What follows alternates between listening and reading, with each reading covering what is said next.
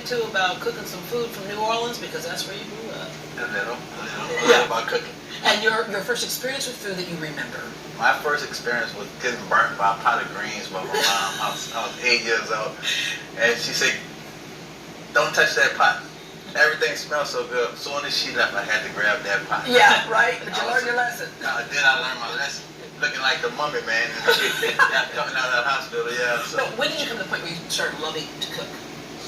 I always did love to cook. So I went to Grambling, so I'm a Grambling alumni. I majored in education at first, my first 2 semesters, and I changed it to food production management.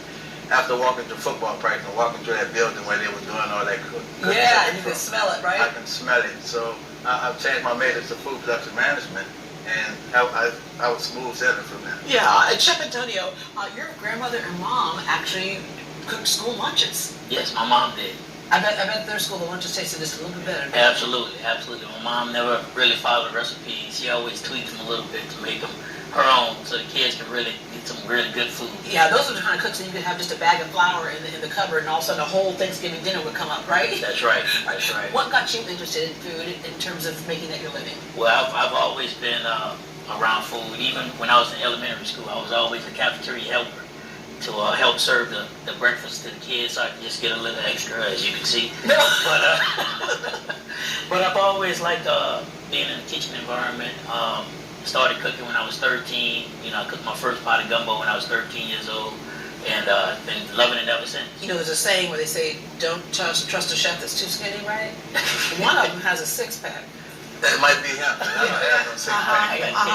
Okay, well, we got pictures to prove certain things here. All right, let's go through Fleur Delicious and how you came up with the name, because it's a great name. We struggled with the name a while. And I had one of my daughters, my youngest daughter anyway, she came up and she said, "How about Fleur Delicious?" Everyone always explained when they describe the food, they say, "Oh, it's delicious, it's delicious." Everyone always says, so when she said that, like, man, that's sticking. I love that. Yeah, so here we go. Fleur Delicious. All right, let's go through some of the things that you have here. And then presentation is also a big part of what you do. Presentation is everything. You 50%, then I always tell everybody, or anyone who works with me, you eat with your eyes. And once you get that part down, you 50% there. The next portion of it is the tasting. And once your tasting is there and it goes with it, you got it beat. Yeah. So what we have today is, in the front, we have a stuffed red fish, stuffed with seafood. It's a seafood stuffing. On top of it, we did a red onion marmalade and a roasted garlic sauce. The bottom base of it is a sauteed kale, and it has a slight little garlic in it. It's almost like a whole meal right there. That's right? a whole meal. And then coming on over here. This is a bread pudding with a praline sauce. I learned how to make that as a young kid, and I just kind of twerked it over the years. Yeah. So you're going to put that in your mouth. I'm going to put that in my mouth. And you said praline instead of praline. Sometimes people say praline, but people in New Orleans oftentimes say praline. We used to say pecan. What we do is we still say pecan candy.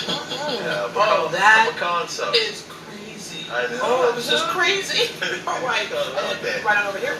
This is our version of a surf and turf. We took a oxtail, and we cook it down just like a etouffee. We deboned it, and I just reduced some of the etouffee sauce, put it on top, and we serve it with a prawn, and we got a celery root potato at the bottom. Okay. And over here we have a dish that we just been playing around with in the kitchen, but everybody's starting to love it now. We took a chicken breast, dog meat of the chicken breast. We marinated for 2 days inside of jerk seasoning. We smoke it, and then I wrap that inside the zucchini and squash. See, that's the cool thing about being a chef like this, in the sense that you have your own place, you do catering, you do a chef's table, is that you can get very creative with food. You don't have to stick to a corporate menu as some people have to. All right, what are you doing over here, Chef Antonio?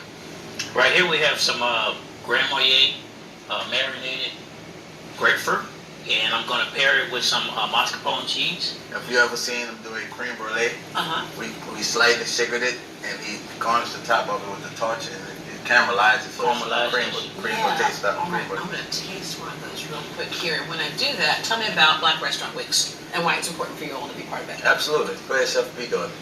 So Black Restaurant Week is going to be from April 12th through April 26th.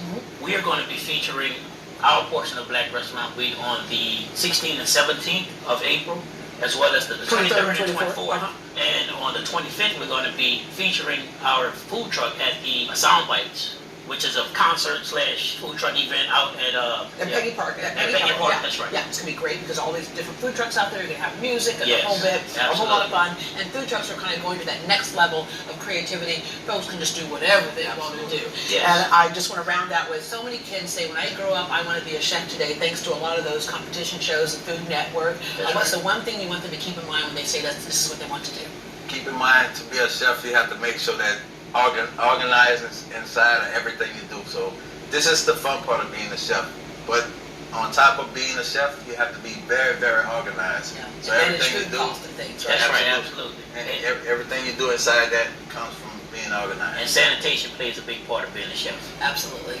Guys, thank you so much. I'm going to finish off my praline bread pudding right now. If you don't mind, I'm just going to go do that. Again.